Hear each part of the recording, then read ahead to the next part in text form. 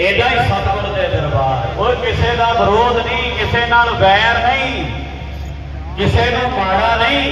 सतगुरां दा प्रेम भरना सारियां दे मन विच, उत्साह भरना, चाह। मेरी मां सतगुरु मैं